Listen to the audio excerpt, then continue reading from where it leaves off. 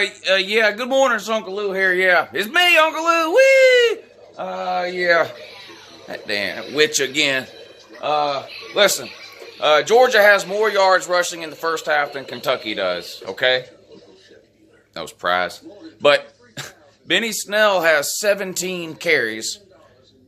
There's nobody on Georgia with more than 7 carries. And Benny Snell is limping around. Now, I hate injuries. I don't like to see anybody get injured, and I hope Benny Snell can come out and play the second half. But this is what I told you all week, Kentucky fans.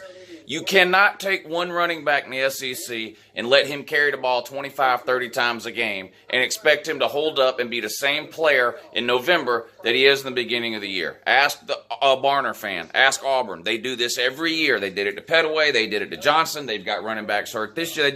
You can't do that. You can't pick one running back, give him the ball 30 times a game, and then expect him to be the same runner in November that he is. I mean, it just doesn't work. It just doesn't work.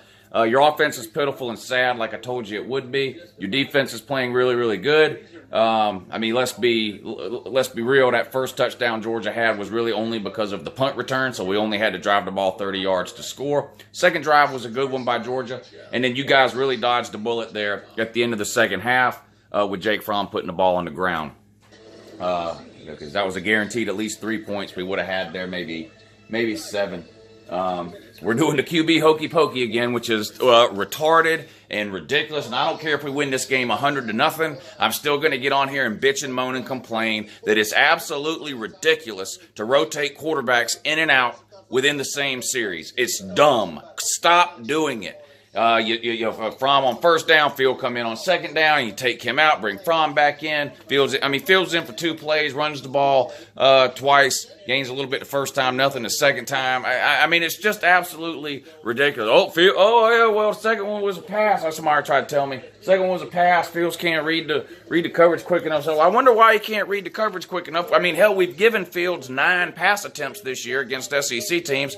9 pass attempts is plenty to get a player up to speed. He should be lighting it up, Fields. I don't know. But anyway, just leave Fields on the side. Either put Fields in and let him run a drive, or leave him on the bench. All you're doing is screwing both quarterbacks up. When you do this, we went over this after the LSU game.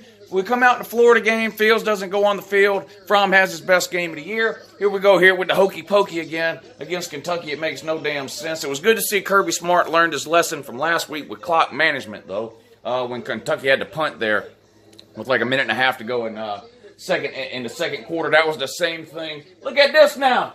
Look at this now. Gators. Wow, we told you we ripped your heart and soul out. You mailing it in now. But, last week against Florida, a minute and a half to go. Florida was punting. We had timeouts. We didn't use one. Florida lets the 40 seconds go off the clock before they punt it. Absolutely terrible clock management. This week, same situation. Kirby Smart takes the timeout, gives our offense more time to go down the field so that we can fumble with 7 seconds to go before halftime. But anyway, Georgia's got 14, so they already won this game. Kentucky can't score that many points in a game. Maybe Kentucky gets lucky and gets to 14, but Georgia will be at 28 or so.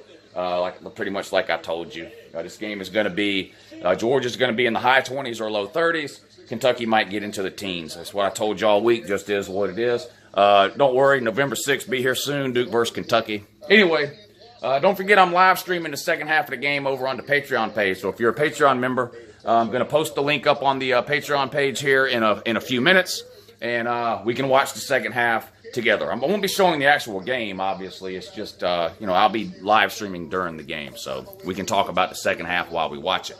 If you want to join up on the Patreon page, there'll be a link in the description of this video. Knock yourself out. Anyway, Texas 21, West Virginia 17. 9 minutes to go in the second quarter. These two games started at the same time, the Georgia-Kentucky game and the Texas-West Virginia game. This tells you what's going on. Georgia and Kentucky running the ball, slowing the game down. We're already at halftime. Texas-West Virginia, typical Big 12 track meet, 21-17. Still 9.5 minutes to go in the second quarter. Anyway, join us on the Patreon page for the live stream. That'll start up here in a little bit. For the rest of you, I'll see you after the game to laugh at the neckbeards. Have a good morning.